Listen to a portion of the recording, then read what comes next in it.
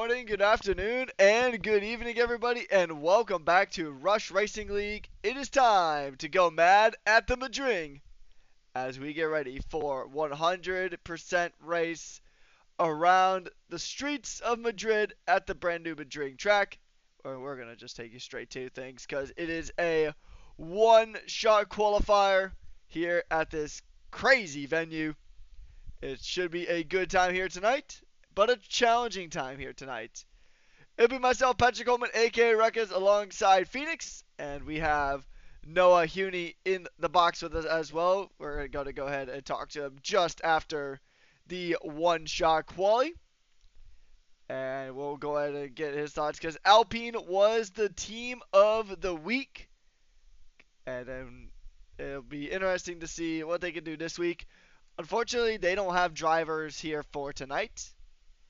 I know the Madrid track it's a very tricky track, and I know going 100% at a brand new track can be a bit intimidating. So these drivers, they're gonna go ahead and sit this one out. But this is gonna be a crucial point race, especially with the 100% point structure. So who's ready to go mad at the Madrid? Phoenix, are you ready to go mad at the Madrid? I I I'm not quite sure what to expect because I have watched a Madrid race. I have driven a Madrid race, and from what I've found, it can be controlled chaos at times. I mostly got mad at how many M plates I lost, but I have a feeling we'll definitely see some M plates loose, and I think a fair few invalidations. I want to say over 5 for the one shot quali. Yeah, exactly. So it's gonna be a very, very, very interesting qualifying session. The corner to really look out for is gonna be the complex between turn 5 and 7. It's a really sharp corner. We'll go ahead and ride on board. Let's go ahead and ride on board with championship leader Jonno as he goes ahead and makes his way on through. So here we go. Here's gonna be the run through this track here. He's gonna make his way through turns 1 and 2. And now coming into Hortaleza, excuse me, as now he is going to make his way down. Probably one of your best overtaking opportunities on this racetrack. And now he's going to make his way to this aforementioned turn 5, 6, and 7, known as La Carcevas. And this turn right here, El Bunker, is going to catch a few people out. It's going to catch a few people out. It's a really sharp corner. It just shows up kind of out of nowhere. And then now you just make your way through these S's and get ready for Monumental, which is my favorite corner on this racetrack.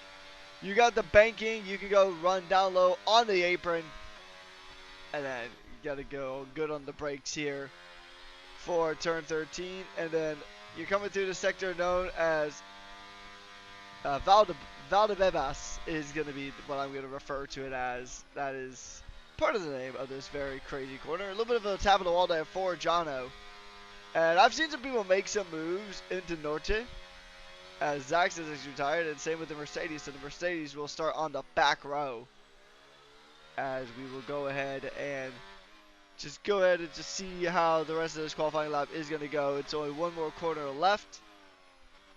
And he's going to go ahead and burn his way down to the line. It'll be L81. There's another driver I'm aware with that has a pretty similar name, but it will be a Cadillac reserve driver on pole position with Jonno just in 5th.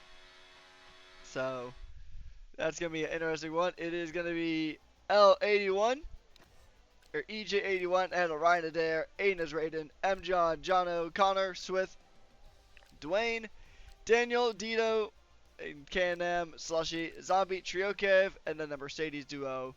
Not able to set a lap time. And Zach's had invalidated, and I think the other Mercedes driver just kind of called it. So now with qualifying done and dusted underway, we get ready for 57 laps here around the Madrid.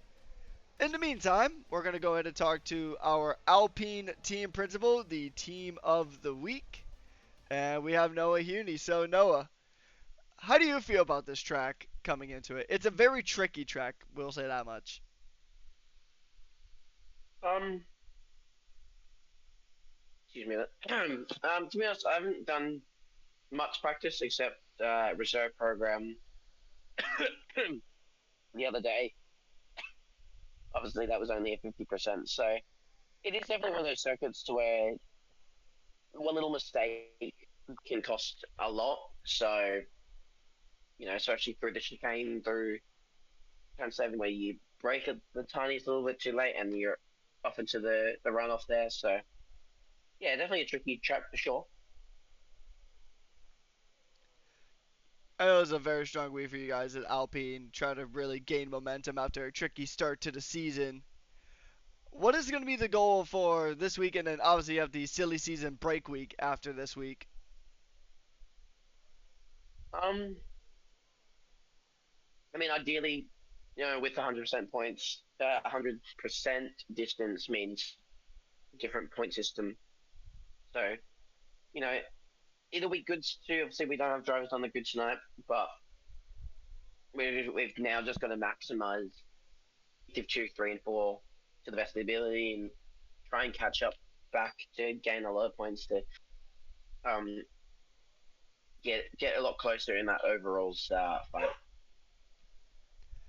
Yeah, I mean, you still have a long way to go throughout the season, so there's going to be a lot of time.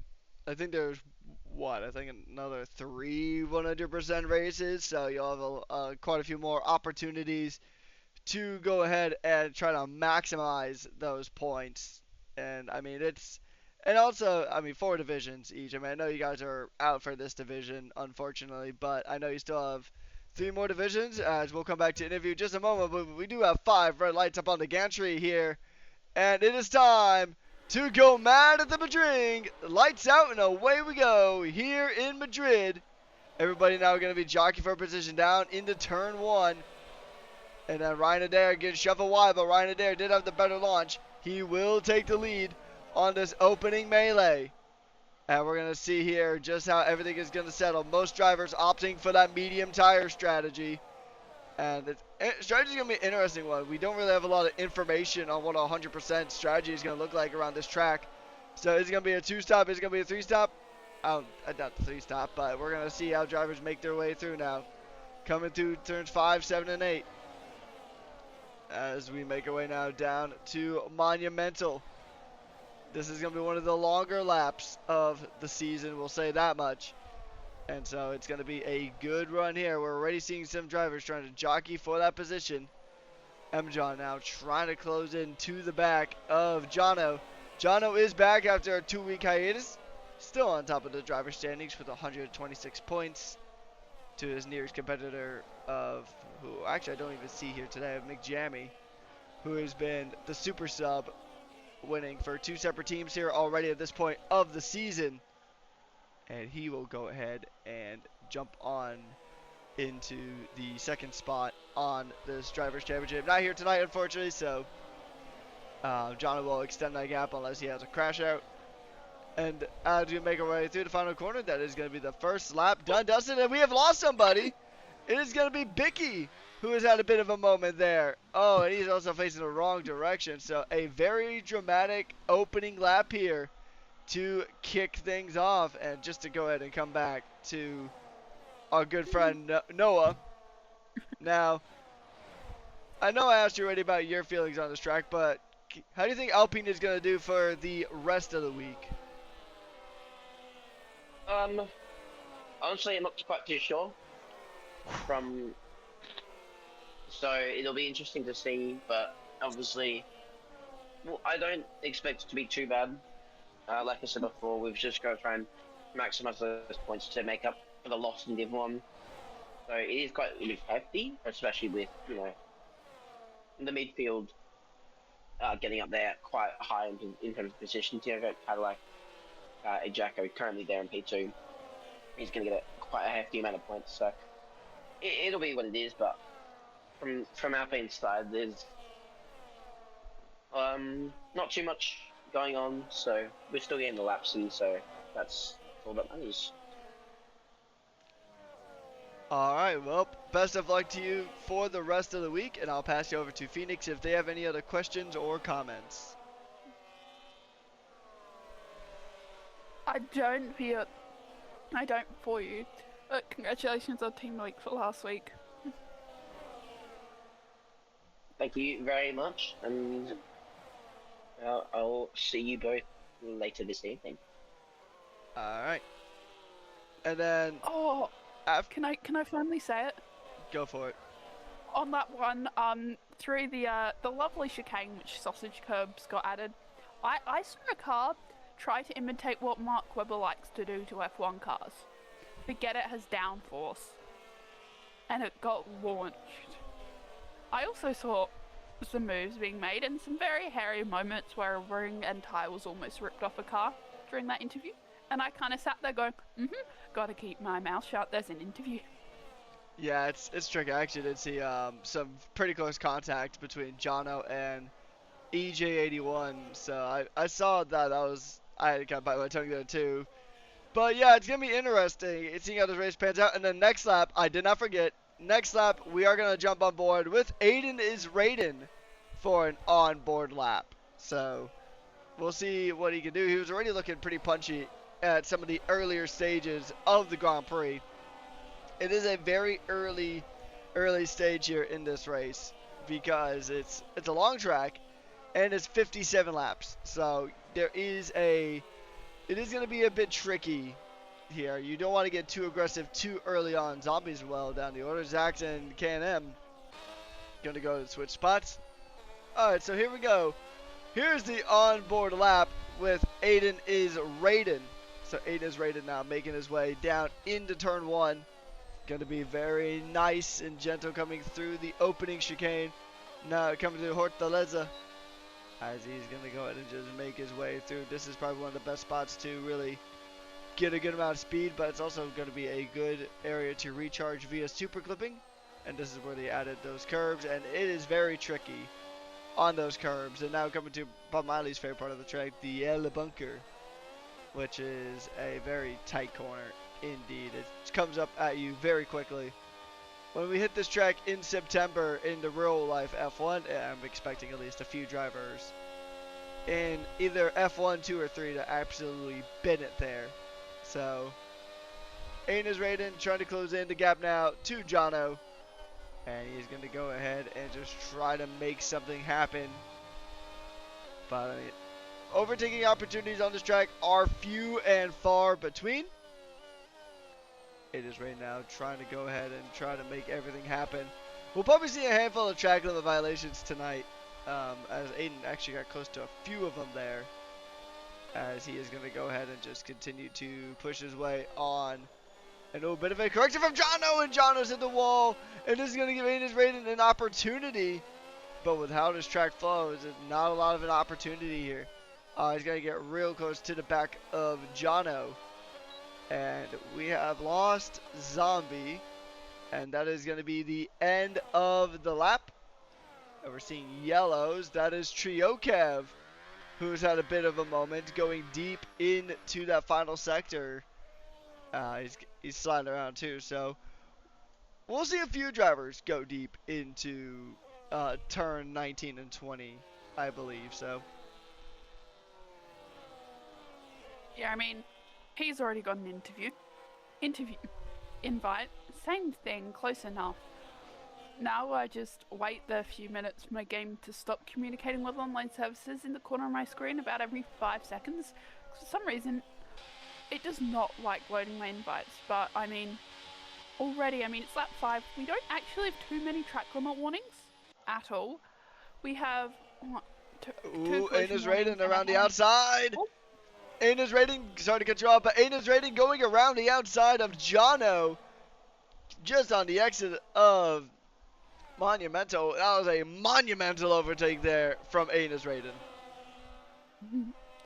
You and your puns. Anyway, we don't actually have too many track limit warnings. We don't even have enough to fill up our whole page. But I mean, we're only on lap 5 out of 57, so we've got, what, 53 laps to go. I know I don't have the best track record with trying to count laps in my head, but they're gonna go again. I mean, Elmer Jacko's right up in the diffuser of Ryan. This is just one of the few battles, because although some drivers have spread out, because we've seen some shenanigans early on, there's still some nice battles. But I mean, it's a 100% race, it's a marathon, not a sprint, so eventually, theoretically, they'll settle down and find their pace. That is the working theory. Anyway, and, oh yeah, side by side, Ryan Adair and EJ81. EJ81, a driver who's jumped in as a reserve tonight, will jump up in to the race lead.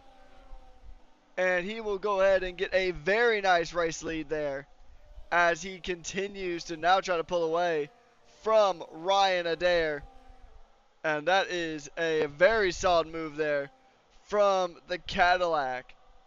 And speaking of marathons and not sprints, we do have a sprint next time around. Not next week, because there is a break week. But when we come back to Barcelona, we will continue our Spanish doubleheader with a sprint race. And things are just getting crazy out there, aren't they? Yeah, I mean, it also didn't help that LJ got the overtake, but then Ryan also had a moment, maybe a little slip on an exit, so that would have lost him, what, I want to say 2/10. But I mean, they're starting to understand that they've got a long way to go, and a long way to carry. But I mean, tires, I mean, I think of softs going, oh, they won't last too long. I mean, it's 100%. At some tracks, I want to say it's Interlagos, which we did visit last season, I do believe. I think. Softs can go like 20 laps or something. There's one track where softs can go ridiculously long. So even though we do have soft runners, they won't be in for a while. I mean, I would say at least maybe 15 laps on the softs. Yeah, I mean, 100% races, they do change up tire wear just a bit. Because in theory, that's how the hards could last you almost any of the 35% races for sure, but almost a good chunk of the 50% races could be run on a set of hards, realistically speaking, as Zombie does get a 3-second time penalty.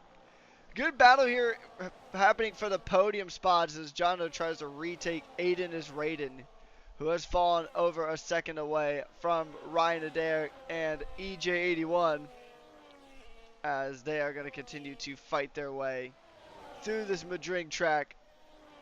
M-John right here in the mix as well in the Red Bull. So, I mean, we could see a potential move here from the Red Bull. But, I mean, we got to remember, moves are few and far between, as now EJ81 has broken that DRS, or the overtake, excuse me. So, he'll break out that overtake boost mode, and he's actually pulled away quite a bit. So, I'm thinking Ryan Adair might have had a bit of a moment. So, we'll see what he can do here as Aiden Raiden is going to try to continue to run away here. Jonno still going to be hot on his heels, who has M-John hot on his heels. So, I mean, that was a very close moment there for the Red Bull as the Williams going to try to will his way on through. And we'll see what he can do against Aiden is Raiden. It just takes one golden moment of opportunity to get the move done here in Madrid, Phoenix. Yeah, and I just saw cars trying to overtake through the chicane. Now you've got, Dwayne trying to catch up to Connor, but trying to go side by side into that particular chicane's never a good idea. Ooh. He flies straight on. Oh, they're still kind of side by side. They're going to have a nice little scrap until they come up. But it looks like Dwayne did get the jump on Connor for now, but also Connor is now in what looks like a very feisty McLaren sandwich. Yeah, and I mean, Dwayne got the move done, and we know Daniel can be a very aggressive driver, and he's going to try to make the move. Ooh, he goes for the switchback, and go for a switchback on turn 20. But everyone, and there's contact between the two, and that will allow the McLarens to move up, and Dito will now try to get one onto Connor OC as well. So Daniel Rocks, he is not afraid to make an overtake attempt, and that just shows right there. He probably, I'm surprised he actually has both of his end plates. Connor's missing one. He's missing that front left, and a good amount of damage there as Dito's going to get the move done. He's going to try to send it around the outside, but Connor will hold on to that P9 for now, and there's a pretty decent train going on. Oh, that is the wrong input. I do apologize here, folks. I was trying to hit this to get back to Jonno, as Jonno is trying to go ahead and catch back up to Aiden is rated, but who still has M. John hot on his heels. And E. Jacko, as I've actually been told, which, I mean, I can see it. But Jacko in the Cadillac is currently 2.5 seconds ahead of Ryan Adair, so he might get Cadillac's first win here in Rush. He might, but it also comes down to tire strategy and just strategies in general. Slash, he picks up the second time penalty, so yeah, maybe you're correct. We will see time penalties, but I've seen it before. Just because you're in the drive now doesn't mean you won't pick up a penalty, pick up a damage, have to pit, fumble your strategy. There's a multitude of things that could go wrong. Ooh. But he's looking like he has a very nice race ahead of him. He's just got to keep it clean, keep it smart for the next only 47 laps, only a little bit. Yeah, we'll have to see how the rest of this one goes as Aina's Raiden now. I mean, Jonno's pretty much right on the gearbox, and he's trying to make the move, but it's a 3-second time penalty for track limit violations there for the championship leader. And that's going to hurt tonight, as V-Carb did actually jump Williams in the overall standings last week. So this was going to be Williams' attempt to try to go for a get back, but look at this. Aiden is raining from downtown, tries to get the move done. It just barely bounces off the bucket, but now this time he's got the speed, he's got the power, he's got the move, and he will lose it just like that. Ooh, you guys got to give yourself a bit of a room there, especially because the amount of a gap that you have in between is it changes so often on this track. This track really races like a Formula E track. It is spectacular to watch, and we're seeing some exceptional battles here tonight. Jonno and Aiden. Aiden's coming into the pits, so I don't think he had damage. I don't think so. I think this is just a bit of a scheduled pit stop, so it might be a 3-stopper. Or sorry, 2-stopper. 2, 3? I mean, some tracks opt in for a 3. Yeah, no damage, so this is definitely a 2-stop. So, my theory is medium and then 2 sets of hards to run now for the night if you start on the mediums. If you started on the hards, it could be the reversal hards, medium hards. There's a few combinations. Hards, mediums. We've got a few combinations you can do. We've seen a handful of pit stops, Connor opting to change his front wing to have both of his end plates firmly attached to that Aldi. I mean, fresh set of rubber for a few drivers, but I mean, the rest are slightly coming down because the nice battle we had, and there's a yellow, and that's, I want to say trio Kev. He went a little deep. I think that's the second driver we've seen deep go tonight, but I think that there's a runoff there for a reason. I don't think if the runoff wasn't there, I think there'd be quite a few more cars in the wall. Yeah, actually, I think that's the second time that we've seen Trio Kev go deep going into that turn 20.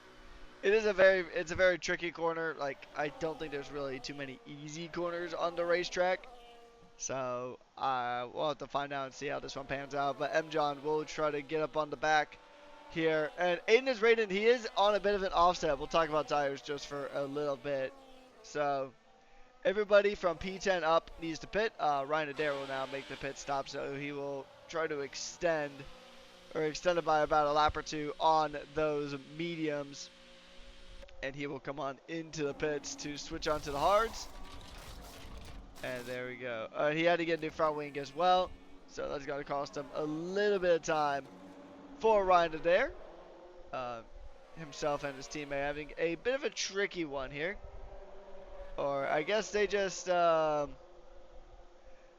guess they threw away the nose cone and just slapped the wing on with holding it on by the Tifosi prayers of Hamilton getting the 8th title. Because there's no nose cone on Ryan Adair's Ferrari. There is no nose on that Do Ferrari. you want to know what it's called? I mean, nobody knows where it went. It's a Bluetooth front wing. It's Ferrari being Ferrari, doing Ferrari strategies, and they're trying a Bluetooth front wing. Unfortunately, we don't have a Macarena wing in game, so maybe he tried to replicate it with a Bluetooth front wing instead, and that is a mouthful and a half to say. A Bluetooth wing at the front. I mean, all in the name of weight reduction, am I right? All in the name of weight reduction. Yeah, but you can't reduct too much weight, otherwise then you get told off for being too light. Yeah, so here we go. Let's just take a look at this real quick, just to kind of see where I think Aiden is ready to might be able to jump everybody aside from maybe EJ. That might be the only person he might not be able to jump in the pits. I mean, it's a 6-second gap now to EJ up front. So I think in terms of the pit stop, I think he's got the penalty. Yeah, well, I mean, he won't be able to serve down the pits with the 3 seconds because you can't serve the 3-second ones in the pits. But M. John gonna try now to continue to catch up to Jonno. He'll be able to jump him at least if he can stay within 3 seconds to the car in front of us. Swift now joins the penalty car, but we'll talk about the penalties real quick because there's been a few drivers who have gone to here so far. Jonno, Swift, Slushy, and Zombie have all gotten well, they've all gotten 3 seconds. Zombie's just gotten another 3 seconds. I know he's running on controller tonight instead of his normal setup, so I know that's going to be a bit of an adjustment, especially around here. This is not an easy track on controller, I'll tell you that much, as a controller driver myself. I was trying it earlier, and it's hard, but if you connect everything, it's manageable. But I found on wheel even I struggled. Aiden is Raiden is trying to pick his way back up through the field, made that overtake onto Dito, and I will try and keep him behind while he chases down the Cadillac, and the Cadillac is trying to catch up with Zach's user, so he's found himself in this kind of little train. Yeah, I mean, he can't get too held up here as he tries to go around the outside of turn 20. That's an inventive move for Aiden Israden. He has found his stride here in Madrid. He is unbothered in his lane and flourishing here on the streets of Madrid. He's going to get another move, this time on to Zach's, and that's going to be an overtake as Ryan Adair does have the fastest lap of the race so far, a 1:32. And now, Aiden Israden is going to go hunting. EJ did make his pit stop, so he is going to go for it and try to catch back up as K&M in the Cadillac. He's going to try to go ahead and maybe get a move onto Zach's. We'll see what he can do here. Oh, Zach's has gone so deep. He went scuba diving there coming into that corner. I knew somebody was going to go deep and go into that bunker. That bunker curve is such a tight one. And it is just so sketchy half of the time. And that's where you can really see some drama happen. Blue flags are out, and I believe that's for Triokev in the Aston Martin, who has had a difficult day here to say the least, but they're just going to let him on through. And he's actually, because of the point system, he's still eligible for points as drama here in the back. Yeah, there was, I think, contact between, I want to say it was a Ferrari, because I think I saw red, but I swear there was contact between him and, speaking of Zach's lights out coming through that corner, that allows the Cadillac to go up ahead, who goes straight into the pits. But Zach put his car in a very interesting place. You don't like going at, what, a 45-degree angle in a 90-degree corner? It's more like a You can't park there, sir. Yeah, exactly. You cannot park there. And what a difficult spot to kind of find yourself in here on the streets of Madrid. As a bit of a pit stop battle happening here. Connor goes ahead and he will be in P11. Here's one. It's Ferrari versus Mercedes. Welcome back 2018, or a good amount of parts, 2026. As drivers are now just trying to find their way through. It is going to be Zax and Dito trying to sort things out. As then Ryan Adair will be the next one to potentially try to close in the gap to Aiden. But Aiden is Raiden trying to fight his way back up to EJ for the net race lead as once everybody else comes into the pits. So M. John gonna continue to put pressure onto the race leader of Jonno, who I think, well, EJ is still net race leader at this stage. So he still has to come in a pit. When he'll pit is gonna be the question at hand here. Let's just go to put tires back real quick. So Jonno's trying to Jonno and the two Red Bulls are going to try to extend the stint and try to make those mediums go as far as they can. I know the McLarens are on the hard tire, so they can probably go quite a bit. I mean, they might be able to go for the one stop. I mean, truthfully, I do not know what the strategy is going to be around this track for the 100% race. I will just say that now. Not entirely too sure. I know two stops are probably going to be pretty optimal, potentially. If you can make the one stop work, then by all means. But I think the two stop might be the call here. As once again, M. John really tries to fight here. As a bit further back, Daniel Rocks and EJ going to go ahead and do some battle here. And that's going to be the Cadillac through on much fresher tires. And we'll see now, because you got to clear this traffic if you want to really fight for this one. And that's the state that EJ has found himself in. He did lose a slight bit of time to Aiden. But actually he's starting to pull away from Aiden. So Aiden needs to clear Daniel as quick as he can if he wants to try to fight back to get to EJ up front in the Cadillac. And it is all going to go from here. I mean, we've seen a few battles, definitely throughout the field, but now it's pit stop o'clock, or pit stop range-ish. But sometimes I found you can have battles, pit stops can either separate a field, or sometimes pit stops can bring a separated field back together again. So it'll definitely be interesting after everyone sort of completed their first stop. I mean, you've still got a fair few yet to stop. Just over half the grid has stopped. So it'll be interesting what happens after the pit stops settle down and the tyre wear tyre strategies, and another 3 second already. Aiden's Raiden did clear Daniel, so now he'll go ahead and try to go back chasing, but he's got about 2.5 seconds to try to make up. Meanwhile, up at the front, M. John is going to try to close it down to Jonno, as they're going to go ahead and fight their way on through the streets of Madrid, trying to find some kind of gap, some kind of crack in the armor to try to get through. And I know Jonno does have a 3 second, so that's gonna hurt him. He might be able to get that removed under circumstances, but let's just go ahead and assume that's not gonna change here, as M. John is starting to close back in here. It's a bit of an ebb and flow. I think he had a little bit of contact and a little bit of net code as well. I heard some wool go bang in my headset, so I can probably say that's it could. out. I think it was a bit of both. I think it was a bang and a netcode issue at the same time. There's a yellow, there's a white dot. It's a Haas, I think. I think that's Slushy, Let's maybe. play a game. Is it a Haas or a Cadillac? It was Cadillac. It was a Cadillac. Favorite K&M game to play. having Which a moment. white dot is it today? And Slushy Is it has been disconnected. Is it a Haas or is it a Cadillac? I've started just calling them white dots until I can actually figure out who it is.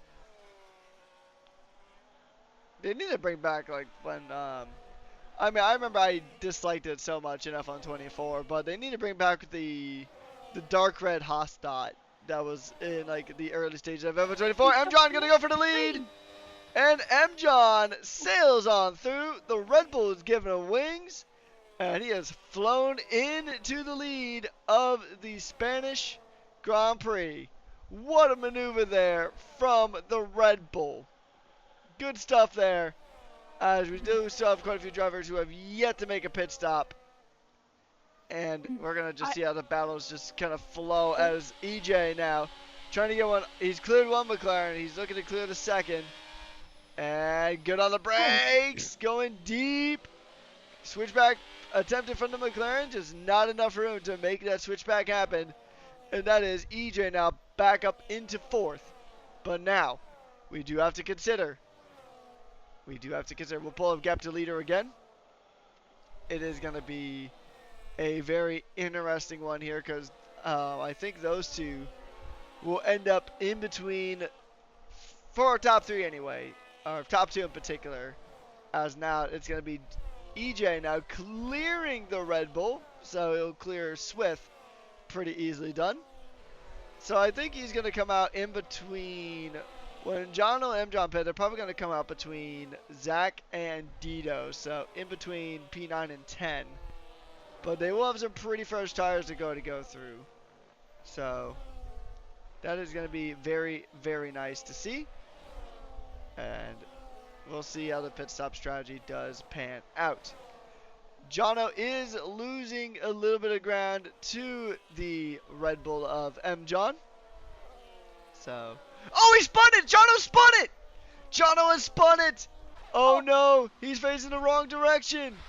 Oh, that is pandemonium for his race. And oh, a few drivers have to take some avoiding action. I think we're going to see Jonno come into the pits after that one. A rare mistake from the driver who has won so often here in this league. He's got so many race wins across multiple seasons under his belt, and he has just spun it. I mean, that is Madrid for you. It's a new track, catching rookies and champions off guard alike. Although yeah, I mean, it just proves that races aren't human. Is why we almost going 3 wide down the main straight. They don't. They spin. Now we're going 2 wide to the first corner. Okay, that's acceptable. Aiden's Radiant tries to get it done onto Swift and does. And you want to know what corner the first sort of like what is it like 3 corners in Madrid reminds me of? Go for it. Club at Silverstone. I can see it. I can definitely see it as EJ81 is. EJ81, sorry to cut you off there. EJ81 is on the pretty much on the gearbox of M. John, and he's gonna try. Is he gonna try and make it around Monumental? No, he does not. He tucks it in, but he's gonna look for a better exit. The Cadillac trying to make the move. He just does have the real estate, but he's gonna try to stick a nose there. Just trying to sniff around and try to find that overtake for the race lead. And this one's going to be a crazy one as Bicky now gets a 3-second time penalty. I mean, go for it. We see scraps appear, reappear. Up the inside again into that corner. So it does seem like his, I want to say, favourite spot to make a move. Because I think most drivers don't really expect you to make a move there. And the reason corner 1 reminded me of corner 1 as EJ takes the lead is because you've got your straight, but then you've got the sort of chicane and then a slightly swoopy exit. And then you've got the pit lane there. And the pit lane goes like straight alongside clubs. And it just reminded me so much of Silverstone for that particular corner. The rest of it, I mean, you've got the Sector 2 banking, which you can put back to, what is it? I was going to say Silverstone again. Zandvoort, with its banking around corners. So that's 2 corners I can pick up from other tracks. Otherwise, the tracks are all on their own, as we see a few more pit stops come in. And we're seeing a few more moves too, as Connor has now made his way on through. And speaking of Zandvoort, the Dutch sprint race is about to happen, so go ahead and let us know your predictions let us know your predictions on the sprint and who you hope is going to win. I'm going to be very interested to see who's going to win on that one. I think Mr. Red Bull coded. I am Red Bull coded, but I am also realistic. I think I mean, Zandvoort can be a tricky track to. McLaren. I want to say McLaren or Mercedes. Yeah, I was gonna say it's gonna be either Russell Or Ferrari. or I'm gonna say it's either gonna be Russell or Lando. Personally, let us know what you guys Yeah, think in the chat. But Russell put it on pole at Canada, and then his car broke while he was leading the race. As True. Swift gets it done on Zach's user. And Aiden's gonna try to get it done on the M-John as well. So that's gonna be a move for the Red Bull. Well, from Red Bull to Red Bull, that's gonna be a good move there for Aiden Israden. A move that he much desperately needed, and now he's gonna try to go chasing after EJ as he will continue to make his way through. And we'll see what can go ahead and happen, as this is going to be just a very tight fight. And here we go. We'll see how this one is going to pan out, as the things have just spread out quite a bit here. So I think not everybody's pitted. We'll pull up tires again. M-John actually still has yet to pit. So M-John and Zax have yet to pit. So they are attempting the one stopper here in Madrid. So, and then when they pit, they're going to drop well and truly down. Doing some quick maths. They're going to drop to about... Well, they're not going to drop. M-John's going to probably drop to behind Daniel at most. He'll probably drop behind Daniel, maybe Connor. And then Zax is going to drop quite a few spots down. So it'll be an interesting one, as Dwayne and Ryan Adair are pretty close to each other. And we're just going to have to see how it pans out, because right now Ryan Adair is going to go ahead, and M-John finally makes the pit stop, so we'll see exactly how far he drops now. Zombie, another 3-second time penalty for his troubles. Been a tricky day in the office for Ferrari, as M-John in the pits now. He will lose out, and he might come out, actually, he might come out ahead of Connor. That was Bicky going by. He's a lap down, I think. So it's gonna be tight. I think he will actually come out just ahead of Connor. So he will come out ahead of Connor, and M-John rejoins now about 10 seconds or 11 seconds back from Daniel. And now we do have a pretty well spread out field, but we still have some fights here. As it is going to be Swift now trying to chase down Connor for position here in this one. And what have you seen? The Cadillac almost tried to launch it through the chicane, trying to overtake Zach's user. I mean, we've got two very spicy battles on the field. Literally, you've got 7 and 8, then 9 and 10 having their own little scraps, but you've got the Cadillac. I'm going to say Cadillac because it is about a million times easier for my brain to register. But he sort of had a good run. Maybe that's fizzled out slightly. I mean, you've still got Swift trying to catch right up. So we've got 2 battles to keep an eye on. Yeah, we really do. As Swift is going to try to go ahead and find some kind of ground here.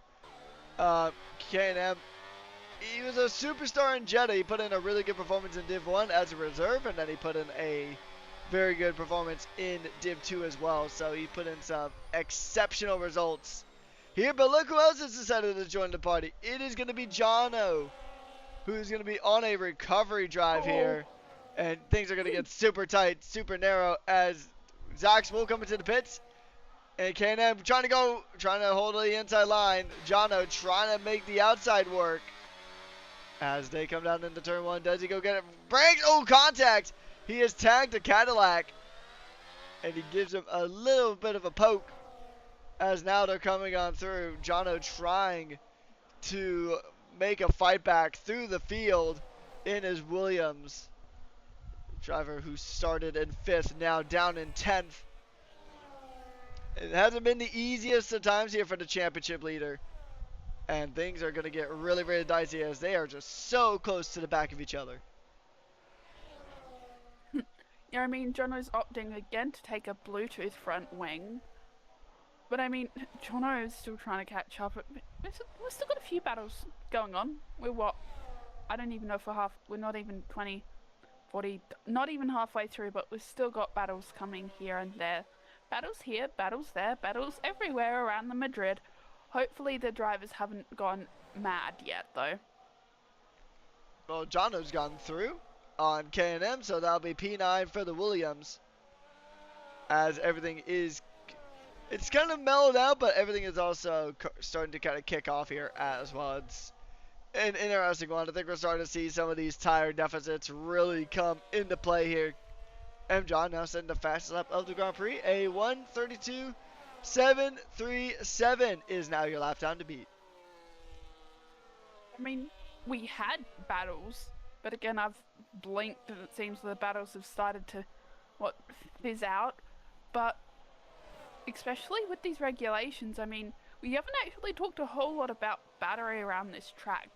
Because, I mean, in Sector 3 you've kind of got a few heavy braking zones, but then the start of Sector 1 you've got the final corner. And then you've got a few... battery won't be all too bad. I mean, you can certainly run out, that's for sure. Especially in the maybe first sector. But there wouldn't be times when you're out of battery for too long. Yeah, I mean, this is not a energy-starved track for the most part. It's actually a decently fun track, honestly. It's tough, but, I mean, especially with the management side of things, you don't have to worry about that as much. It's not like Monaco or Singapore where you just have energy for days, mind you. I'd put it more towards like a Bahrain in that kind of sense, because Bahrain's not terrible on the energy front. It's a little tricky, but, I mean, there's still a handful of good recharging zones. And the Madrid, to me, is kind of the same way in that regard. As things are really just starting to spread out here. Tire offsets really coming into play here. We're on lap 26 out of 57. So, approaching half race distance. About another 2 laps and we'll be pretty much right about half race distance. I think 28 is the 50% race number that is used. As it is going to be M. John now trying to bring on in Daniel. He'll be on much fresher tires, so he will really want to give this a good go. As yellows again, that is Ryan, I think? Question mark? No, that's Zombie. Zombie, you can't park there, sir.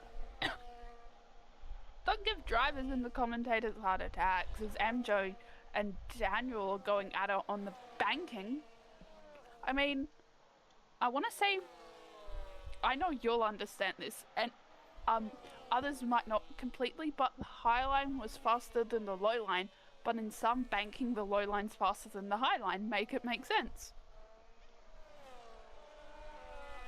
You have been infected by the oval racing mind, I can tell you that one, Phoenix. But yeah, that's kind of one of the key things about this track. It does have that massive banked corner, and I think sometimes, because we see it in Zandvoort as well, you do have the high line that can really be beneficial, and you even see some drivers go from high to low, and other times you'll see them go from low to high. And I mean, as the track rubbers in, you may see a little bit of that lane evolution, but I mean, it's much. I mean, it's not super common, not at this track. If this was a pure oval, then yes, that would 100% be something we have to take into effect. But Daniel, they got a bit of a tricky moment coming through sector 1. Unfortunately, at Madrid, you have to turn right as well as turning left. Even though there's banking, the banking's also going right, I think. Yes, right. And this is a slight...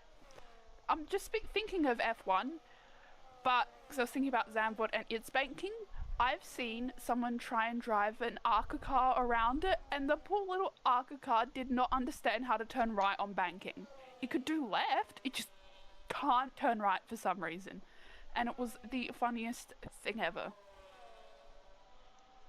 Yeah, I mean, ARCA tires ARCA machines in general they're particularly heavy cars. So I mean, they're way heavier than these machines that are going around this track, and that would go around Zandvoort and such. I know Zandvoort. It's a shame that we're losing Zandvoort after 2026. So I mean, when we do get the F1 27 game, we will no longer have Zandvoort. I mean, we might keep Zandvoort around. I mean, we kept Portugal and France on the counter for a short while. After that was taken off the counter, we kept those around for about a year. So if we keep Imola, then we should definitely keep Zandvoort, as Zandvoort's an infinitely better track than Imola.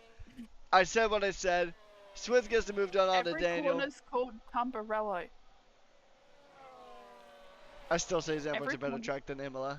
You can fight me in the comments. But to be fair, Imola, every track's corner's called Tamburello, and Swift picks up a 3-second. To be fair, I don't really understand.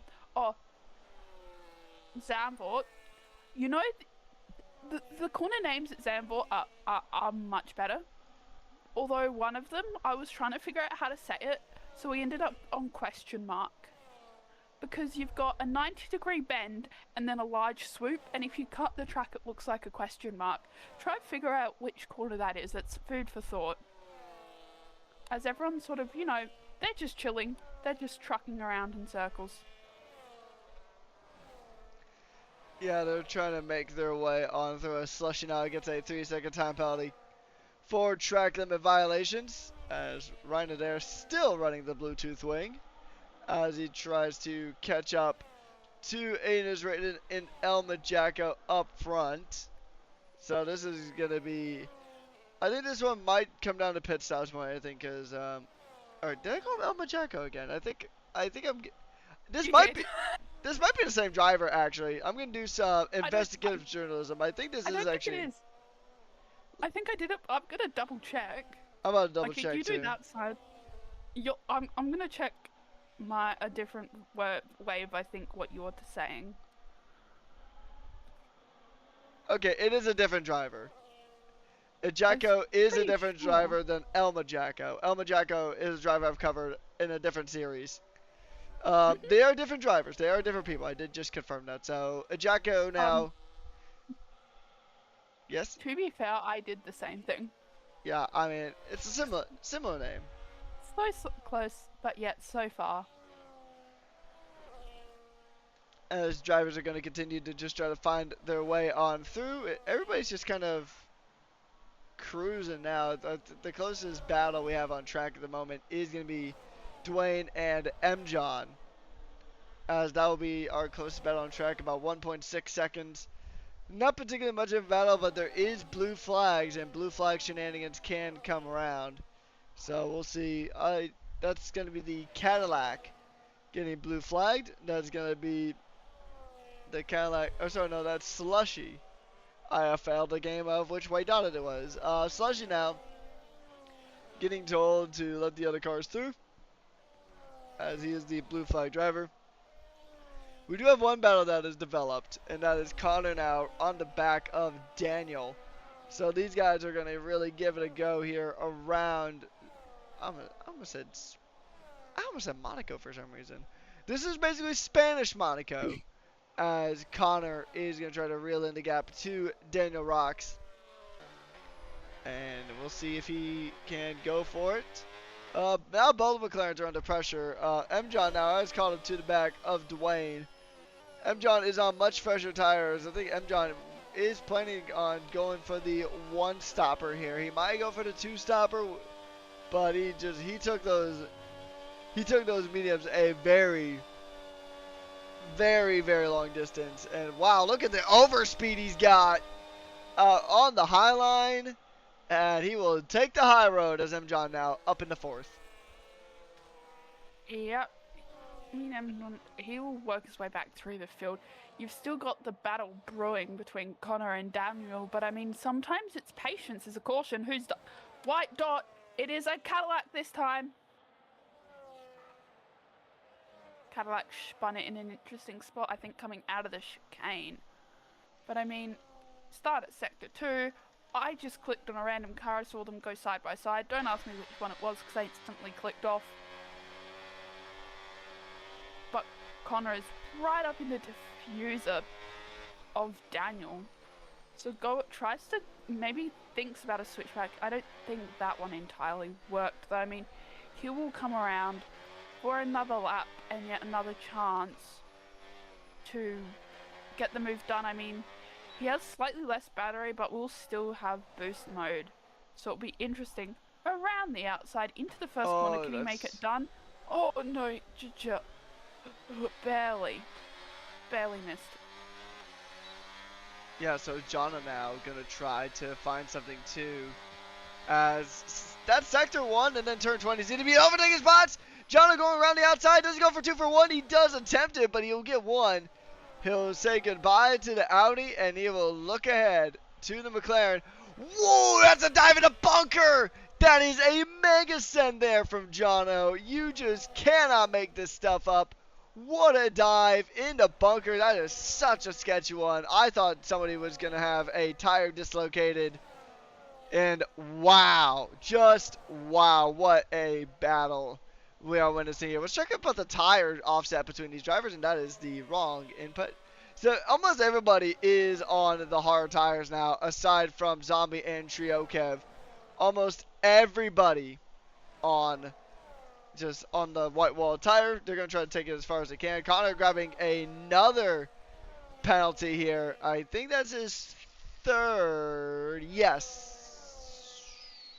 Yes? No, second one. Second one for Connor. So, second time penalty for Connor. M. John set the fastest lap of the race now. And we do have a little bit of a scrap going on here between P9, P8, and P7. As Jonno will try to break away from Connor and try to chase out the Swift. Jonno is going to be on a huge recovery drive here tonight.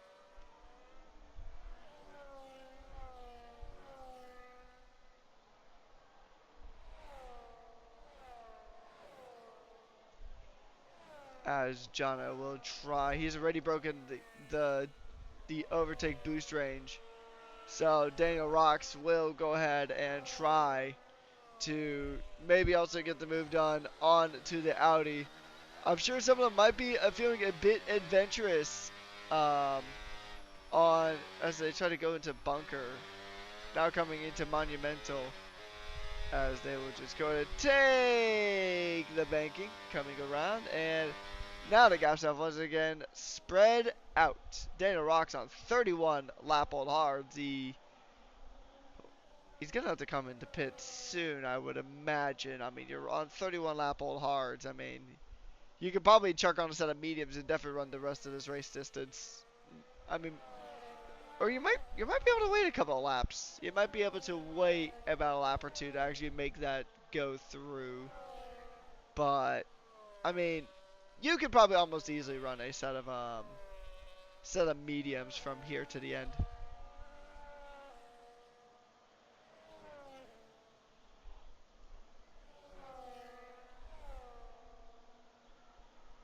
As I think I have temporarily lost my co-com. We're going to continue here in Madrid. And this is going to be a nice and very nice fight on track. A fight to close in the gap more than an actual active fight on the battlefield. And Swift is now going to go ahead and try to catch up to Dwayne. It'll be Red Bull versus McLaren again. Welcome back 2025 and a little bit 2024. Swift now tries to just loop it around. And this is going to be a fun one. As he goes for the inside. Swift trying to get the move done. And he will do what he can. We've seen so many moves through this sector. And into the wall he goes. And that's big contact. Two drivers not giving an inch whatsoever, and that is big contact there. Big contact between Dwayne and Swift. That is monumental, pun intended. And that's gonna probably have to bring both of them into the pits as Slushy is missing a good chunk of the wing. Now all these drivers are gonna likely stick around because points do go down to almost every position with the 100% rule. And this is a big weekend for points here in Rush. Any 100% race, there's more points on the table for it being a longer race. So Ryan Adair now in the pits. So he will still not have a nose, and he will come out on his hards just ahead of Dwayne. And Dwayne will have a lot of speed, but the Ferrari will get up to speed himself as he's into P4. The P4. I have reappeared. Kaboom. It doesn't seem all too much has happened. I mean, you had a track limit and you fast a slap, but drivers they're still pitting again. So maybe after this next round of pit stops we'll see more action. Or they can all just keep being like, you know, in different postcodes from each other. Yeah, you did the tire difference. Holy. Yeah, I was just asking about bringing up tires again. We did just take a quick gander at them. The McLarens are going long. The McLarens are indeed going long. So they're only on 33 lap hold hards. They're fine. Ryan Adair gets a 3-second pen. There was a big contact moment earlier between Dwayne and Swift. Pretty much wheel hooking each other, getting straight into the wall. So there's the deficit on tires. I think we'll probably see some pit stops between Dwayne. Well, obviously we will with Dwayne and Daniel. In terms of the stops themselves, they're the only drivers who have not made a pit stop. Celestia will take another pit stop to fix that front wing of his. So Swift did just make a stop. He did have to get a new front wing after that collision with Dwayne. And there we go. That is how things are going to set up. Another caution. That's a Merc. That is a Mercedes. Actually, it was a blue flag. It was, Caution. and I think also Dito might have been there because I think he was also kind of stopped at that corner as well. I think it was both Mercs. I think a Red Bull and a Williams, just doing off color dots. That sounds about right. Zach's now will be close to Swift, who did just come out of the pits. So Swift will be on fresher tires as Bicky and Slushy off the road they go, and they are getting their elbows out. That is for certain. Oh, and Slushy actually had a bit of lag there as well, so that probably really didn't help the case when there's connectivity afoot. And Jonno, I think, is the Williams behind. That's going to be the blue flag, or that's going to be the reason why blue flags are around. And Jonno just dives down to the inside. Oh, no, that's not Jonno. That's actually Dito. So that is the other Williams. That is the Williams team principal as Zombie grabs another 3-second track limit violation. So we do have some battles here. Zax is actually right on the back. Zax is right on the back of Swift just up the road. So it is going to be Mercedes versus Red Bull here as they fight. And, it just looks like Zax just got a lot more pace. Oh, Swift is getting very aggressive on the defense, trying to pinch him and trying to pop Zax like a zit. Oh, very dicey stuff. Have you seen the racing number on Swift's car? I can already guess, and I already despise it. I mean, that is the number of Leo Fornaroli, I will say. Leo Fornaroli has adopted that number, and Swift is going to get another front wing. So it's been a tough day in the office for Red Bull. Maybe, no, but the thing is, Red Bull gave him wings. Swift's just making sure to use all the wings provided. There you go. That was interesting. An interesting comment of another 3-second. And, I mean, traffic, we've seen it, but traffic is, I'm sounding so like, English, not Englishing.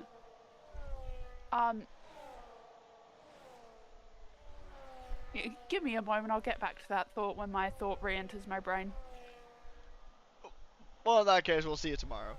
All jokes aside, Jonno is going to go ahead and try to close back into Dwayne. It has been a recovery drive for the Williams man, who does have that 3-second penalty. He is clear of Connor. And even if he wasn't, I mean, Connor's got 3 seconds more of penalties compared to Jonno. As Jonno is going to try to go ahead and close in the gap. And we'll see what he can do here. Can he get something done on to Dwayne? And Jonno is going to try. He's got so much pace here on this track. He is going to try to find everything. It's been a very strong recovery drive as Daniel's finally made his pit stop. So he's made the pit stop. Dwayne has not made a stop yet. So Dwayne, I mean, he is going the distance. I mean, you got to give him credit for that. So can I say the line? Yes. Oh, no, you say. Oh, it's your line. I'll let you say it. I mean, technically it's not my line either, but traffic giveth, the traffic can taketh away. No, that could be that one was thing. The line. No, that was the line I was trying to think of, but I was talking about his tire age. That's your line. Sounds like you're being a movie director at this stage of the race. I mean, I know we've gone mad here at the Madrid, but yeah, I guess the line that I'm assuming Phoenix wants is that those tires are so old that they can qualify for a senior discount. As Dwayne now does make his way into the pit, so those tires can retire nicely and they can go straight to the retirement home, where I'll probably be in about 4 years' time. As it's gonna be a set of mediums now for the McLaren. Hey, I already have gray hairs growing. I already have gray hairs growing on this 23-year-old head of mine, so.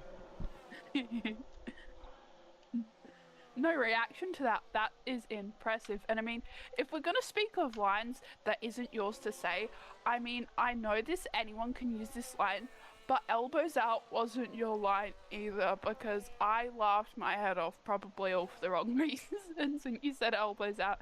Because, I don't know, it's just funny shenanigans in my brain. Another 3-second time penalty. We're seeing time penalties, but only 7 out of the 16 drivers, so 9 remain without a penalty. And EJ is just, in his own world. He is. I mean, he's got an 11-second gap to Aiden is Raiden. So, I mean, it's going to be a pretty solid gap there. That gap is probably going to stay as is. The only gap that I think might... actually, I don't think any of these gaps are really going to close up. I mean, unless pit stops really come into effect. I mean, the closest thing on track is Dito and Zach's, and more penalties come through. We'll take another look at the pens at the moment. Oh, actually, that's Brian's first penalty. Okay, so about half of the drivers on the track have some kind of track limit violation. Zombie with 12, Bicky with 9, Swith and Slushy with 6, same with Connor, and then Jonno and Ryan with 3. So, I mean, I know some of these guys play the NBA basketball game, but when we say go for 3, that's not what we mean.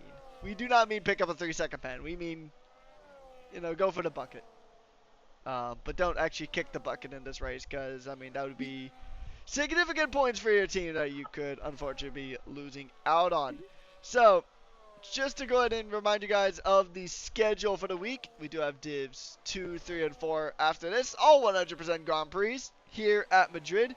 And then we do have a silly season break week next week, so some of these drivers might be in different teams by the time you see us next here in Div 1. And then it is a sprint weekend at the other Spanish track, the original Spanish Grand Prix of the Circuit de Barcelona, Catalunya.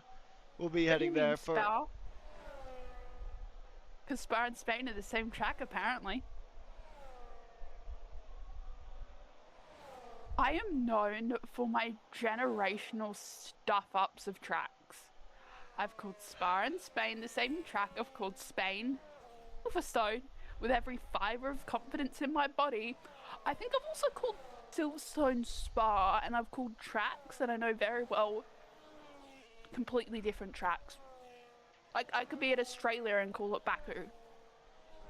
You have... as an example. Effectively... I'm known for my generational stuff-ups in track names.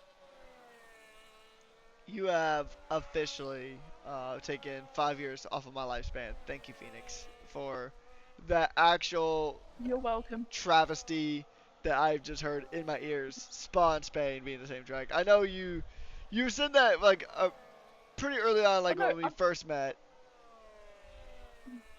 it's still stuck in my head. I was at Barcelona where we're going to be for the sprint in, 2 weeks? And I talked about Spa for 5-10 minutes before I realised, hang on, this track isn't Spa. And the thing is, I had the track map in the corner of the screen, except I just didn't compute it.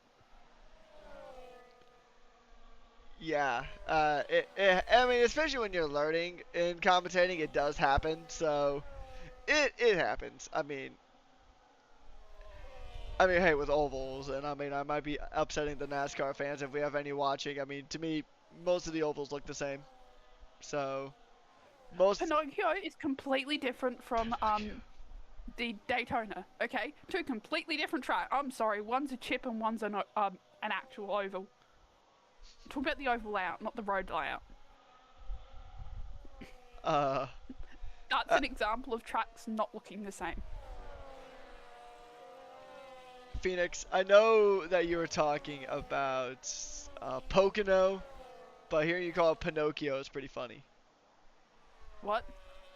I'm pretty sure you said Pinocchio instead of Pocono. I've said shenanigans instead of shenanigans. Anything can happen, and half the time I don't even register what I've said until the other commentator points it out.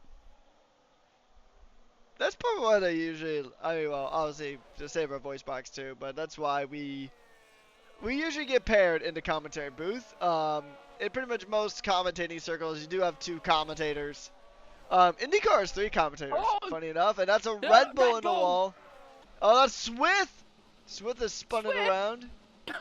Oh, right in front of the Mercedes. Oh, that is rough.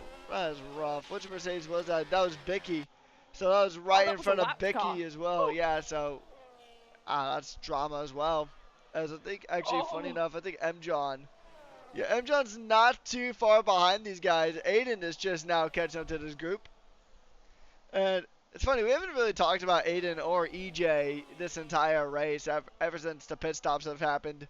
Just because, I mean, they've pretty much just checked out. I mean, usually if the broadcast isn't on you, you're either doing something really good or you're doing something not even noteworthy.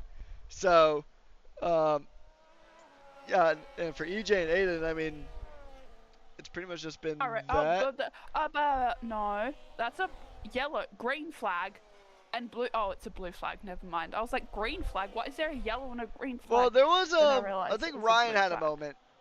I think Ryan did have a moment. Stop being there we go. Oh, wait a minute. Wow, okay. I wasn't expecting that. M-John has actually just got past Aiden. Aiden might have been the one who had a moment. I think Aiden was the reason for that yellow. His tires are old. Yeah, that too. I 31 mean, to 19. I mean that too, but I was also looking. I was trying to find the source of the yellow, and I thought it was Ryan Adair, but no, it must have been Aiden. Aiden must have spun it. Yeah, so M-John now back up into podium spots. Or he's up in the second now, trying to chase down EJ. But here's the thing, though, because Cadillac, because we talked about it with Noah Huney, the team principal of Alpine earlier on. I mean, Cadillac. Oh, and Aiden's in the pits. He's actually coming in the pits, so he's going to try to chuck on a set of mediums to go to the end. I mean, then again, those tires were not going to survive. Those tires were archaic. I mean, there's a white dot in the chicane that stopped. Oh, no, he's going again. But, he's retired those tires early. Bolt's on a set of hards. Oh, he got held in the pits, too. That's a unfortunate one there for Aiden as Raiden. Yeah, I got held up in the pit lane there. Where will he come out? I know you've got Dito almost trying to get right up into Zach. So Dito's opted for the Bluetooth front wing. Zach has a full front wing. We'll see which one's better. We will see indeed. As drivers are going to try to find their way on through. Now Dito is on the back of Zach. He's on the back of Zach as he will go ahead and continue to try to press his way on through. And Williams and V-Carb are pretty much locked in a battle for the constructors. overall championship because VCarb did take the Constructors Championship lead after last week. They had a very strong week last week, and actually they were Team of the Week in Belgium. So, very strong week for the Team Fire Fry. And Dino getting really punchy there. Zach's locking out the brakes, getting really close to that bunker curve. And they will give it a righteous go around here. What have you seen? No, nothing on this track. As Dino is going to try to... got P2. Well, sure, just go ahead and spoil the sprint for everybody. Race is just finished. Go ahead and it was spoil... a drag race to the line.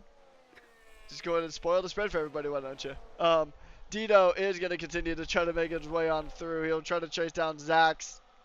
Here, as we have about less than 15 laps to go here at the Madrid. A track that will be raced on in real life in... A race that will be raced in real life in September. As the track actually looks pretty well near completion. Dino locks the brakes.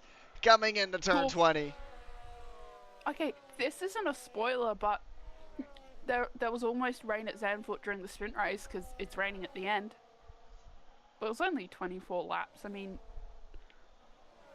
I thought as a Red Bull coated friend, it's meh. But hey, at least Ferrari did Ferrari strategy, and somehow the Ferrari strategy worked. Because I know earlier, because we were talking about how long some tracks you can get softs to go in 100%. I didn't expect a pair of... There's a yellow. That's trio. Oh. Yeah, that is... Around. Spun it. That is suboptimal. But I didn't expect a pair of soft tyres to last 24 laps around Zandvoort. I mean, Zandvoort isn't super high on tire degradation. Yeah, it's not a super high tire deg track. Ryan Adair does have the fastest lap. We're taking a look at that now. It's a 32.015 current the fastest lap. As we go to make our way back through now is 45 out of 57 laps here in Madrid, and Slushy now on the back of Swift, who's had a bit of a difficult race, and Bicky is also right there in the mix as well. So we're seeing a few different fights transpire across the field, and I mean, some teams are going to get some really good points. Alpine and Cadillac were in their fight. Cadillac is going to get a huge sweep of points for this race win if they can keep it up. Red Bull looking like they're going to get some decent points. Williams in general, as they are trying to fight back into the Constructors' overall lead. They're going to give it a go, as that is a Williams question mark? That would have been an RB. Who? Let me find it. Yeah, Yeah, okay, I'm correct. I know my colours. It was Aiden. Yeah, I was going to say, that looked like a V-carb, yeah. Aiden, right behind Aiden, you've got Dwayne and Connor. So, you know, we had them calm down momentarily. Now they're just spicing it right back up. But speaking of spicy, you've got I was about to say a battle for P2 and 3, but that's just a pit stop battle. Ryan will jump into the lead as I almost did it again. EJ is pitted for another set of tyres. But I mean, we have seen he is a very rapid driver here tonight. As Zach's user gets a 3-second time penalty. So we've got quite a few drivers having penalties, and I want to say quite a few drivers having a nice little scrap. Yeah, this is the battle for the on-track lead between M. John and Ryan Adair. So let's check about some tire offsets here again. M. John is on the third oldest tires on anybody. Dino on 24, Connor on 35, and things are just getting spicy here in this battle for the current race lead. If they do make another stop, Ryan actually I think is good. I don't think Ryan needs to make another stop. I'm thinking Ryan could take it to the end of these tires because his tires would be younger than M. John's are currently. So Ryan, I mean, EJ is gonna go ahead and just try to reel him on in. But I mean, Ryan, I mean, without that penalty, Ryan could have been on for a potential race win here tonight because he's got a good tire strap, but also EJ in the Cadillac is really just going to give it a go. I mean, it's now the stage. We've got, what, 10 laps to go? We've done 47. We've only got 10 more to go. But right towards the end, tire strategies are like, you can think about how it goes, and it may look like it's going to go really well. Oh, side by also- side! M. John and Ryan side by side. They are duking it out for position, and EJ is right there in the mix. EJ is just going to say thank you very much. He's going to go ahead and take that spot. And that is a very opportunistic overtake there. As Aiden is raiding. Aiden is spun it again. Spun it. Oh, what was looking like a very good day for the V-Carb has just turned into pandemonium here, this one. So, oh, that is just heartbreak. As EJ does go for the lead, he is in the lead. He will try to fight back. And that is going to be a strong fight here with just about 10 laps to go. But EJ is on brand new tires. So this one is going to be a glorious run of form for the Cadillac. And it'll be the first win in Rush history. As Ryder there will continue to try to fight against M. John.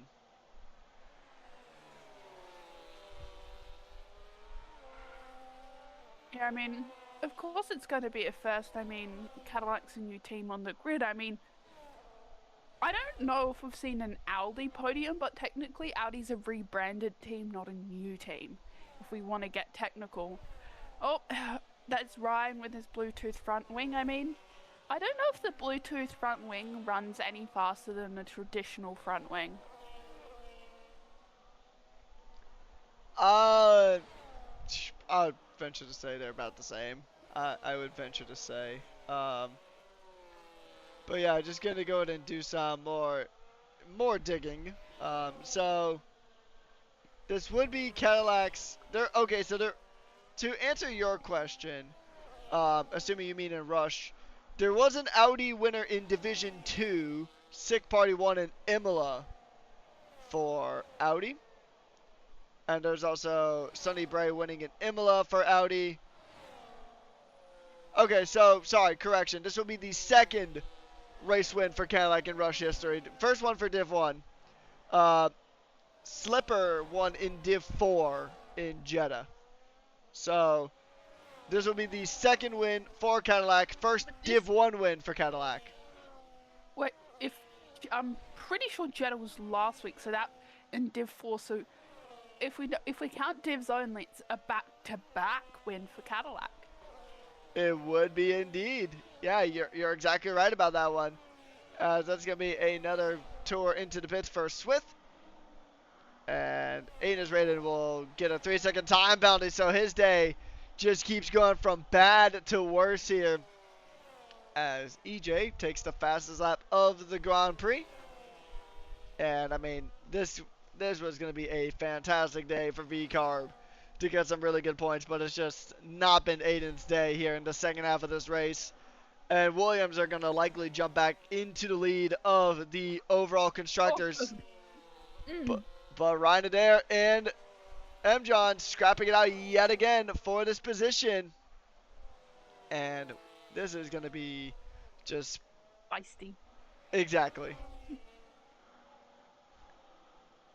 I mean, maybe they're going slightly mad and crazy with their moves, because I mean, we can theoretically place where moves are going to be, but the drivers, they have other ideas. I mean, we've got MJ trying to have a nice battle there with Brian. I mean, the only other battle we've kind of got in the field is the Cadillac trying to catch up to Daniel, but then you've got Dito trying to catch up to Zach's user as well. So we've got a few battles brewing. A few battles brewing here indeed. We are going to see K&M going to try to continue to apply pressure to the back of Daniel. And they're going to go ahead and just try to fight their way through as Ryan Adair is trying to pull away. He is on about 14 lap fresher tires for Ryan Adair, so that's going to be a good one. Dana Rocks He's got fresher tires, but the mediums do degrade faster. And look at K&M. I mean, trying to bring Cadillac back to their NASCAR roots. Although it's the Chevys that mostly run in NASCAR, which is the parent company. Well, parent company is General Motors that owns both Cadillac and Chevrolet, but Cadillacs are just fancier Chevys. Anyways, Can-Am trying to find a move, trying to find something onto Daniel, trying to find any sliver of an opportunity to get the move done, dusted, and delivered. So, I mean, it's going to be a fight here. And, oh, is he going to go for it? He does, but he sends it too deep, and Daniel's going to come right back through. He sends it deep into turn 20. I mean, he tried to send it, but just not enough. As he'll get the inside now, and that should be the move. That should be as easy as you'd like it to be. Got him out of the final corner, and that will be the move done. Oh, but Daniel's already coming right back at it. Daniel strikes back, and he gets a 3-second first trouble. He strikes track limits for the third time. Okay, to be fair, that one was lying straight in front of me. That was so easy to get. I mean, MJ will try and catch up to Ryan. Has basically, if I can, you know, look better, has basically a full tank of battery compared to Ryan and will have overtake. So that gap could close this lap, but again, the battery, they gotta start thinking about if they want to save a move for the end or make the move now and try and run away. Because we're in the final stages with what, six, I think, 5 to... 6 to go. Is it 6 to go next time round or 5 to go next time round? 6 to go next time round. Because it's 7 laps to go, including our current lap, so. So that's going to be how it sits right now. It is about 7 laps to go here at Madrid. John, he'll want to get this move done. He'll try to find something here. And, I mean, he'll have to settle for best of the rest. Because, I mean, unless Red Bull gives him every wing in the book, and unless EJ has an absolute goof up, then there's no way that he can probably grab this win. So it'll be a second win in a row for Cadillac if he can go ahead and get this done. First win in Div 1 for the American-based team. As John is going to go ahead and try to find something here. He'll try to bring it on back as the battle will rage on. And it's really just going to be a matter of probably survival at this rate. That's going to be the big thing for that. Definitely going to go for survival. So taking a look at the points gap at the moment, only 11 points separate our top 2. And actually only 12 points separate our top 3 in the overall championship. V-Carb ahead of Williams, and Ferrari only a point behind Williams. So that will probably change. The gap will, I think, extend slightly in the favor of Williams. And I think Williams might overtake V-Carb in terms of the overall standings. But there's still 3 races left to go here this week. You do have Division 2, Division 3, and 4. We'll take a look at just to go to bring things up to speed with the constructors.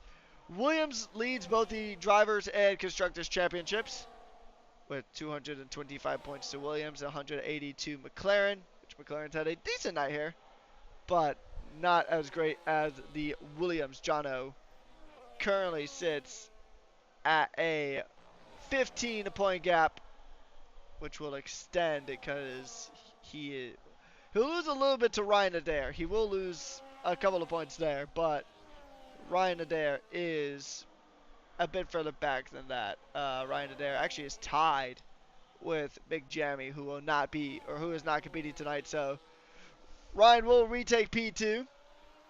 And yes, VCarb are leading the overalls, but things may change as Williams, they're going to score a handful of points here this weekend. So Williams could jump back into the lead. Ferrari just a point behind.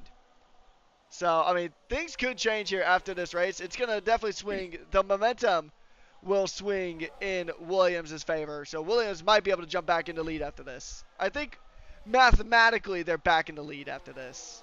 after this race results, pending pens and such. But we'll get officials. We'll get official stuff later on, as it's about 5 to go. Mathematically, it's always mathematically. And I mean, after this race concludes, I mean, throughout the rest of the divisions, we have there is 171 laps of the mid-ring, so plenty of more laps coming throughout the week to get yourself right mad if you're not mad already by watching the drivers go around the mid-ring.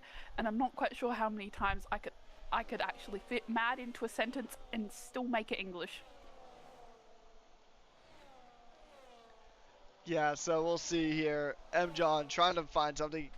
Because, I mean, there's battles happening all throughout, and we're close-ish. I have to look at the official schedule again. But I know we're right about halfway through the season. So, I don't think we're quite halfway. I think we're pretty close to halfway. Actually, no. After next week will be the halfway. After next week, or 2 weeks from now, excuse me. After 2 weeks from now, next round of Spain in Barcelona will be our. Oh, we'll be halfway. Oh, it's a blue flag. Never mind, I got excited. That was a yellow. So it'll be half point after Barcelona next week, as Zax is trying to catch up to Dito. And we'll see what he can do. Dito trying to run away here from Zax. Trying to maximize the points for Williams, because, like I said, Williams could retake the lead here in this race. Just because of how they're scoring points at the moment, and there's a lot of extra points available for the 100% races, and Aiden is the sole V carb here, and he's behind both of the Williams. So I think Williams will retake the lead here, and I think Ferrari might jump him. Ferrari might jump V carb as well, so V carb might get relegated to third. But there's still 3 more races left to go this week, and then silly season, which silly season could really shake up the entirety of everything. So, and this is going to be. To be fair, silly season is quite silly. Unlike in real F1, where there's big silly season and it just ended up in contract extensions. You're getting what? How many? I can name 3. You've got both of the Williams, and then you've got Max's contract didn't expire for 2 years, and he's signed to 2030, despite how much he despises these regulations. But isn't it by 2030 the time we have V8 engines back? That's when V8s are expected to come back. And Aiden is out! Oh, he's in the pits, so got so excited. You could tell we both got so excited over that. Yeah, or more like, I mean, I don't even know what the emotion was. Excitement wouldn't be the word I would use, but that's heartbreak for V-Carb. I mean, they could have still got some decent points off of this. I will say, they could have still got some decent points. And now, this pretty much will confirm that Williams will retake the lead of the overall championship at the end of this race. So that will pretty much. Unless something get disqualified. I was about to say, unless something catastrophic happens. Without catastrophe, then yeah, it is going to be Williams back on top. And actually, I think at this point, Ferrari would jump him too. So V-Carb would drop back down to third. But yeah, just unfortunate circumstances here, this one. And as EJ is getting ready to start his penultimate lap, I'll pass this one to you, Phoenix. Yeah, the cars are actually, I lie. The cars are starting to actually do something.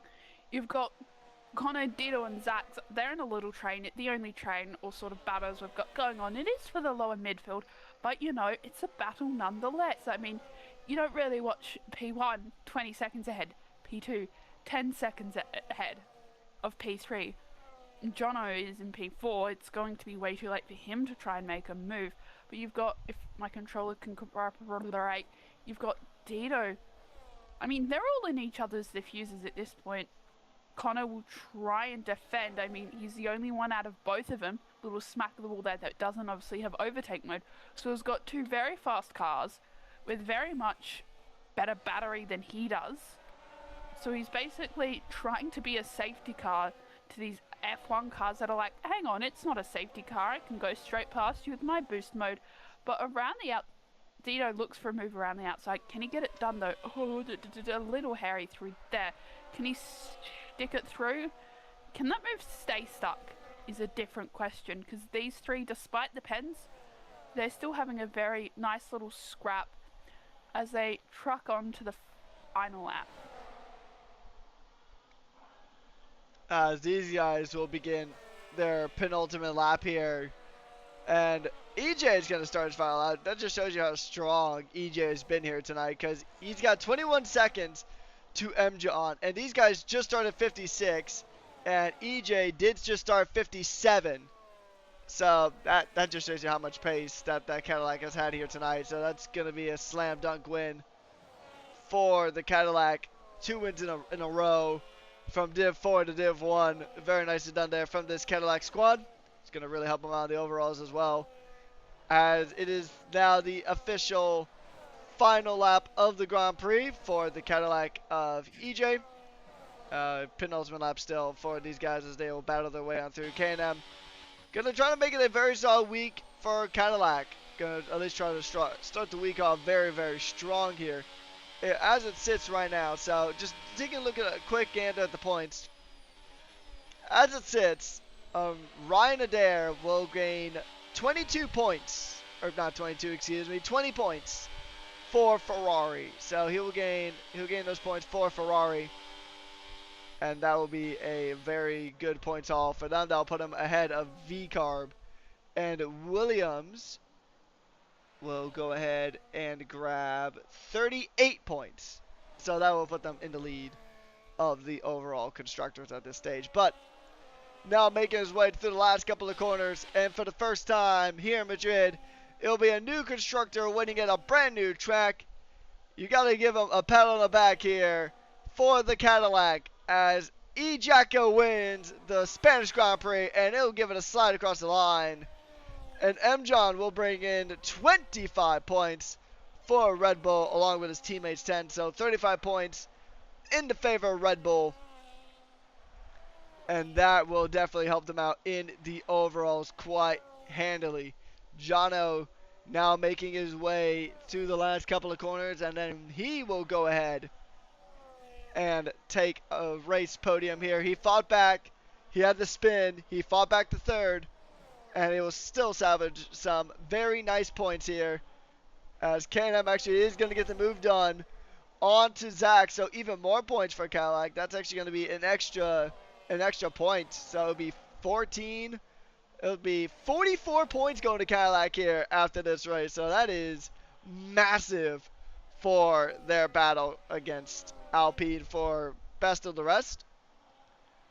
As Ryan Adair does get the fast lap, so he'll take an extra point with him in P4. So it'll be 21 points for the Ferrari squad.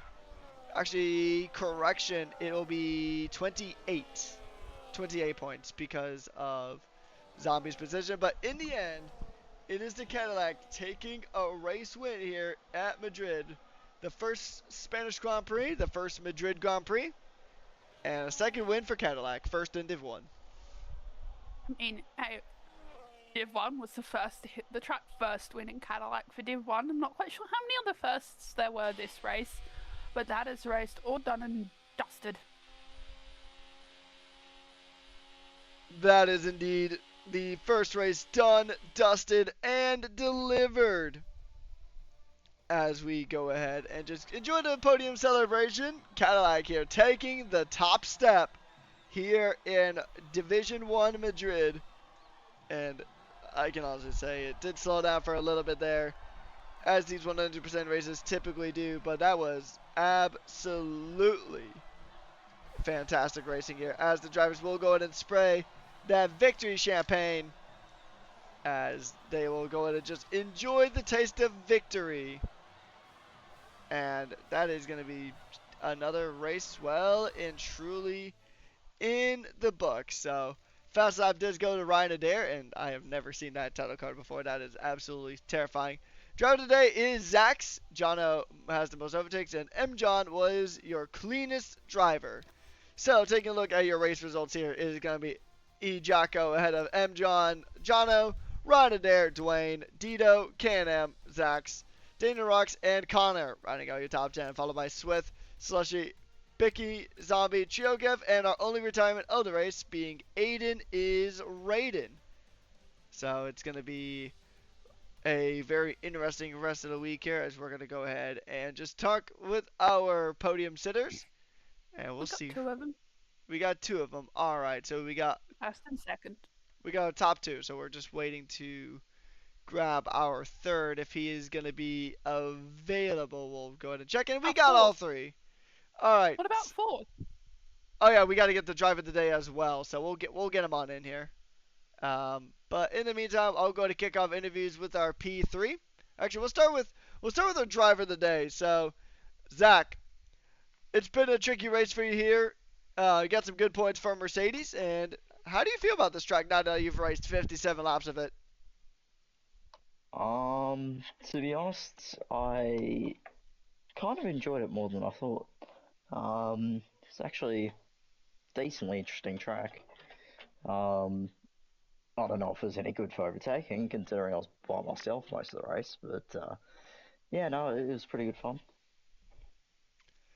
I think if it was a 50% race, we probably would have seen a bit more condensity. I don't think that's a word, but things would have been a bit more condensed. The field does naturally tend to spread out quite a bit during these 100% races, but yeah, even then, we did see some fantastic overtakes here. So, taking a look ahead at the next race, we do have a break week in between, I believe, but the last race of the first half of the season, we head to the other Spanish track, Barcelona.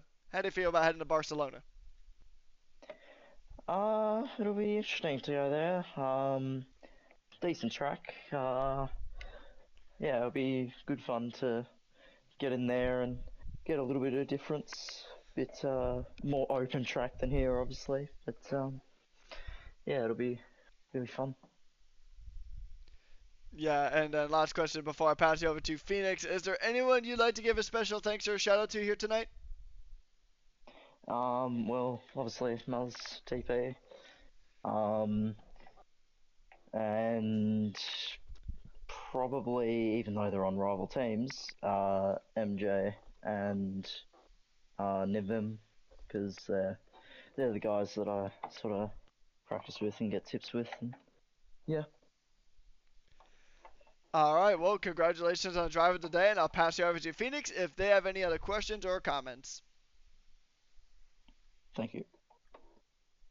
I do not, but congratulations on driver of the day tonight. Alright, thank you. All right, and Phoenix, I will go ahead and let you start off the interviews with P3 Jonno. Over to you. Yay! I promise I won't zone out this time. Jonno, I mean, there wasn't too much in quali. I mean, it was only just a singular one shot followed by 57 laps. How did the race go for yourself? Very bad, bro. I'm too used to iRacing now, so the force feedback was horrible, so I was just, like, I was just getting to grips with the track, really. And then I had my moment, and I had front wing damage, and that wasn't fun, but yeah, I don't know how I got P3. I'm surprised. I shouldn't be here. I should be in P5 or something, so I don't know. But yeah, I mean, the race went okay, I guess, after that. Yeah, I mean, next week, well, next race, it's a sprint at, I was going to say Silverstone, Oh my lord. but then I stopped. We're at Yeah. the other Spanish track. I'm pretty sure that one's called Crab, or actually Barcelona. It just looks a lot like a crab. Are you looking forward to it? Not real. I mean, last week I did a 12-hour of that track on iRacing. I did win, but yeah, I'm kind of sick of it a little bit. But you know, I'll do my best. I'll do your best. And the final question before I pass you over to Patrick, if he has any further questions or comments, is there anyone you'd like to give a special thanks or shout out to here tonight? Shout out to Zombie. He should have gotten driver of the day in my honest opinion. All jokes aside, though, my TP, well, Dido, and also my engineer Kaus. So that was very nice. I was with them the whole time. Uh, but yeah, special shout out to Zombie. He should have gotten driver of the day. That's my vote. Well, congratulations on P3, and I'll pass you over to Patrick if there's any further questions or comments. Thank you. All right, Mr. Jonno, I got a handful of questions. Well, I mean, you had the former P2 merchant as your engineer, so you should have got second. All jokes aside, now mathematically, I mean, pending penalties and stuff like that, which, as far as I know, there hasn't really been anything reported, especially not for you guys at Williams. But given the points tally, Williams does retake the lead in the overall constructors battle. How does that feel? Yes, sir. Yeah, it feels good.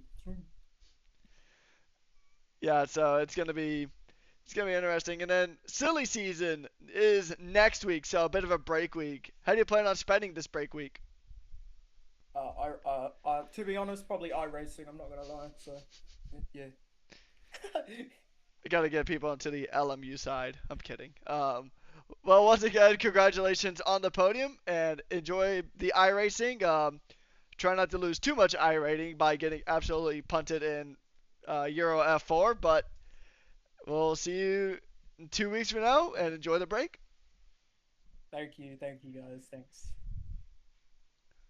All right, now we're going to move on to P2 with M. John. So, M. John, really good points all for Red Bull. How does it feel? Yeah, very good. Obviously quite low attendance with like Div 1 drives and stuff, so it wasn't too difficult. But yeah, it was good. So, yeah, it'll be interesting to see how the rest of the divisions go. How did you like racing here at this Madrid track? The racing part not that good, but I think it's a fun track just to drive. But racing's a bit iffy, like how I had the incident with Ryan through the chicane. It's just like it's not a very good, like not many opportunities, I think. Next week. And I mean, next week is gonna be a bit of an easier track to fight on. Madrid is it drives like a Formula E track. I've known that much. I've driven with R Factor. I've driven on the London track. I've driven on a few of these Formula E tracks, and same with Assetto Corsa. I've driven on a handful of Formula E tracks, and this track really does feel like a Formula E track. Um, but going into Barcelona 2 weeks from now, it's a sprint week. How do you feel heading to Barcelona for the next round? Good. I don't mind the track, but yeah, good to bring some momentum in, and yeah, hopefully can continue a good run. Yeah, I mean, you guys did pull in some pretty. I think you guys, aside from maybe Williams, I think, or it was either Williams or Cadillac, I think you guys pulled in probably some of the most points out of any team here tonight, especially with the increased points for the 100% races. Yeah, so congratulations on the podium. I'll pass you over to Phoenix if they have any other questions or comments. I do not, but congratulations on P2 here tonight. Thank you. Actually, I do have one last question. Anybody you would like to give a special thanks or shout out to here tonight? Zach, Zach, can you hear me? Whoops. Oh, Zach dipped. Yeah. No, sorry, just my mic's been a bit weird.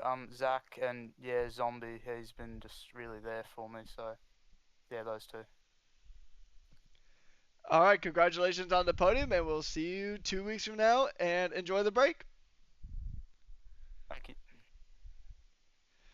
All right, last in the interviews, but first on the track, yeah, we're gonna talk to Ejako here, and a second win in a row for Cadillac here, first time in Div 1, and you got brought in as a reserve tonight. So how do you feel about getting the win here on a brand new track?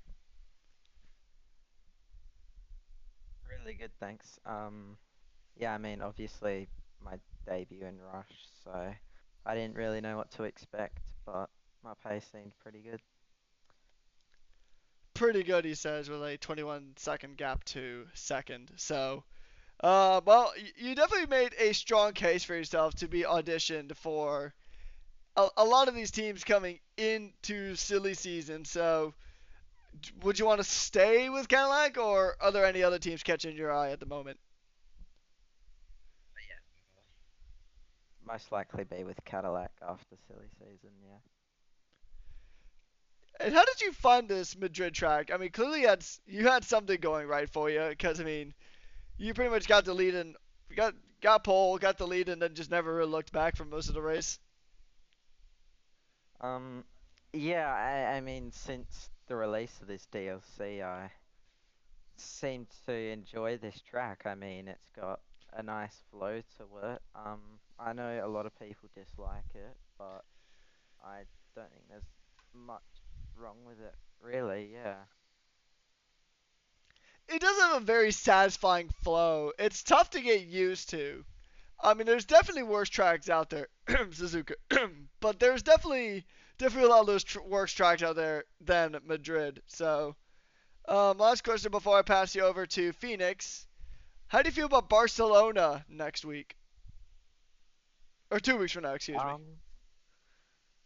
Yeah, I should be reserving for Cadillac again, so um, yeah, I mean, it's probably not my best of tracks. I don't think be seeing the same result as today, most likely, when all of the other competitive people show up again. But I'll see what I can do. Hopefully, get another decent result. Yeah, so we'll see how it goes. And once again, congratulations on the race win, especially on debut. That's a statement right there. So, congratulations, and I'll pass you over to Phoenix if they have any other questions or comments. I was reminded of a question, but is there anyone you'd like to give a special thanks or shout out to here tonight? Um, Mostly team principal SJ. He mostly helped out with like engineering kind of today.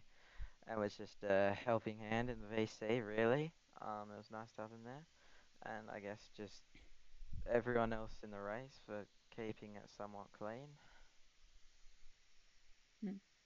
Well, that's all from me, but congratulations on P1 here tonight. Thank you. Alrighty, everybody, that's going to go ahead and wrap things up here for Div 1 here in Madrid. And what a night it has been.